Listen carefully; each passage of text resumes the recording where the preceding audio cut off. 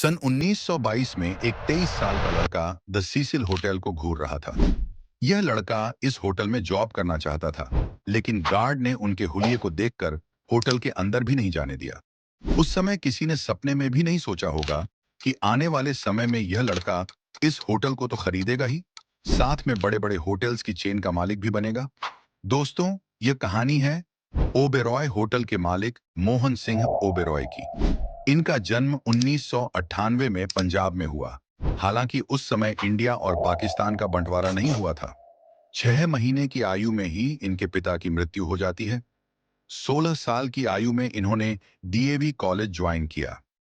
पढ़ते पढ़ते इन्होंने एक जूते की फैक्ट्री में काम करना शुरू किया। इस फैक्ट्री से इनके अंदर बात करने की कला आ गई।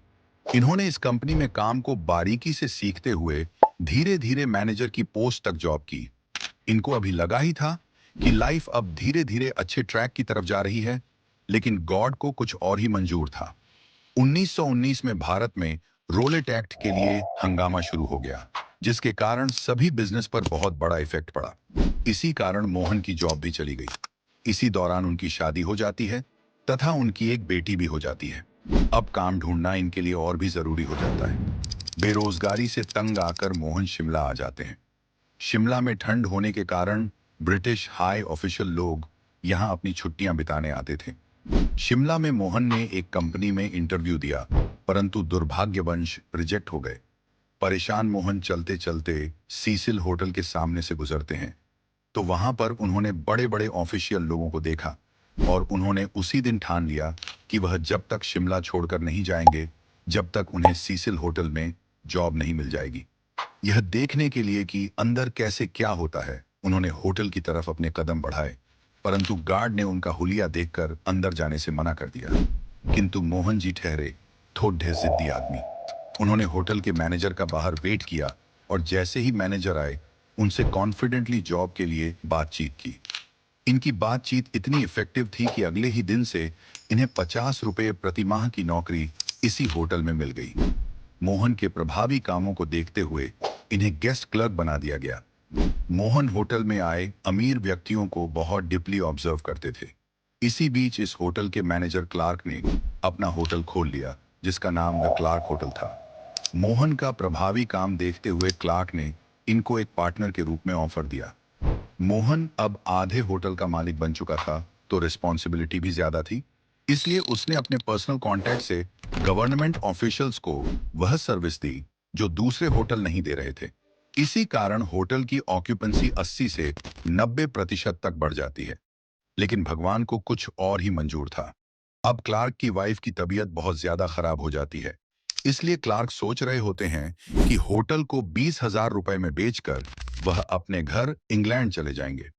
इस बात से मोहन काफी निराश हो जाते हैं, क्योंकि सारी मेहनत पानी में जा रही थी। होटल को बचाने के लिए उनकी वाइफ ने अपने गहने बेच दिए और होटल को बचाने के लिए इन्होंने हाई रेट पर ब्याज पर पैसे लिए। मोहन और उसकी वाइफ ने 2 साल कमर तोड़ मेहनत कर सारा लोन चुका दिया।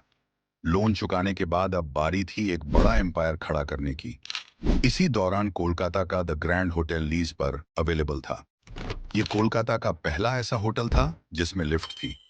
यहाँ दुर्भाग्यवश टाइफाइड की वजह से 6 लोगों की डेथ हो गई थी, जिसके कारण 1937 में यह बंद हो गया था। इसलिए इस होटल के मालिक इसे लीज पर देना चाहते थे। मोहन ने मौके का फायदा उठाया और लोन लेकर इस पूरे होटल को रिनोवेट करवाया। उन्होंने स्टाफ से अच्छा व्यवहार, होटल में एक एक चीज की सफाई तथा एक एक अच्छी सर्विस पर ध्यान दिया, जिससे धीरे धीरे यह बात फैलने लगी कि अब द ग्रैंड होटल पहले से हाइजीनिक एनवायरनमेंट के साथ साथ प्रीमियम सर्विस भी दे रहा है। अभी होटल अच्छा चलने ही लगा था कि अब एक और बड़ी समस्या पैदा हुई, द वर्ल्ड वॉर 2। वॉर के चलते चलते अंग्रेजों ने अपने सैनिकों को रोकने के लिए ग्रैंड होटल को अपने कब्जे में कर लिया।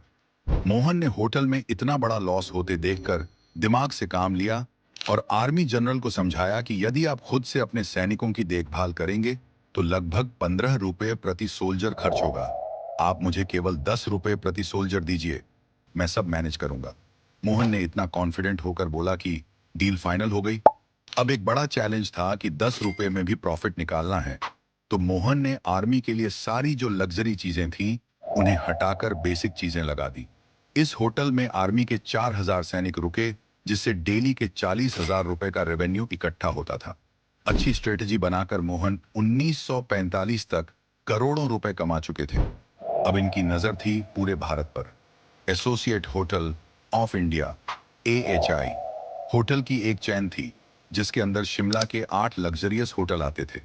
मोहन ने धीरे धीरे इस चेन के स्टॉक्स खरीदने शुरू किए तथा इन्होंने इतना इन्वेस्ट कर दिया कि अब शिमला के होटल इनके अंडर थे। इनकी भूख यहां पर भी नहीं मिटी। अब इनको अपने होटल को विदेश की टक्कर देनी थी, इसलिए 1952 में विदेश में घूमकर लग्जरियस होटल की सर्विस ऑब्जर्व की। हर होटल से इन्होंने अच्छे अच्छे पॉइंट्स अपनी डायरी में नोट किए। वहां से लौटने के बाद इन्होंने अपने होटल्स को विदेशी लुक देना स्टार्ट कर दिया। बहुत बड़े बिजनेसमैन बनने के लिए इन्होंने अब फिर से दिमाग लगाया और इंडिया में जो राजा महाराजाओं के महल थे, उनको लीज पर लेना स्टार्ट कर दिया। इन्होंने कश्मीर के महाराजा हरि सिंह के महल गुलाब सिंह महल को रियल प्लेस होटल में कन्वर्ट किया। अब मार्केट में उनके कंपेटिटर की एंट्री होती है, जिसका नाम था द ताज होटल ग्रुप। 1980 तक इस ग्रुप ने हर बड़ी सिटी में अपने होटल एस्टैब्लिश कर लिए थे। अब यह बात तो ओबेरॉय ग्रुप भी जानता था कि यदि ताज को टक्कर देनी है तो उसके मुख्य एरिया मींस मुंबई में होटल खोलना पड़ेगा। बहुत मुश्किलों का सामना करने के बाद आखिरी 1973 में ओबराय होटल मुंबई में स्टार्ट हुआ। अब सब कुछ ठीक हुआ ही था कि फिर से भगवान को कुछ और ही मंजूर था। 1975 में भारत में इमरजेंसी घोषित हो जाती है, जिससे बिजनेस का डाउन फ्लो स्टार्ट हो जाता है।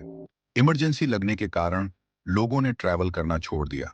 इससे सबसे ज्यादा नुकसान होटल इंडस्ट्री को हुआ। ओबेरॉय होटल के बंद होने के पूरे पूरे चांसेस हो गए थे, लेकिन इसी समय लेबनान में सिविल वॉर स्टार्ट हो गई।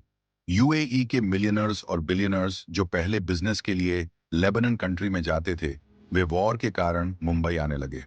मोहन ने इस अपॉर्चुनिटी का फायदा उठाया। इन यूएई के गेस्ट के लिए स्टाफ को यूएई की भाषा, खाना तथा वहां की सर्विस आदि के बारे में भी सिखाया गया। यूएई जैसा माहौल होने के कारण ओबेरॉय होटल यूएई के गेस्ट के लिए नंबर 1 होटल बन गया। इस होटल से इतना प्रॉफिट हुआ कि ओबेरॉय होटल एक डोमिनेंट होटल चेन के रूप में उभरा। मोहन ओबेरॉय का मानना था कि हमें ऐसी कोई भी चीज सेलेक्ट नहीं करनी चाहिए जो सेकंड बेस्ट हो। आज ओबेरॉय होटल केवल इंडिया में ही नहीं, बल्कि विदेश में भी काम कर रहा है। सबसे इंपॉर्टेंट बात क्या है कि लाखों करोड़ों का यह ग्रुप ऐसे व्यक्ति ने खड़ा किया, जिसे कभी होटल में भी घुसने नहीं दिया गया था। आप कमेंट बॉक्स में जरूर बताइएगा कि आपको यह वीडियो कैसी लगी। Okay, thank you.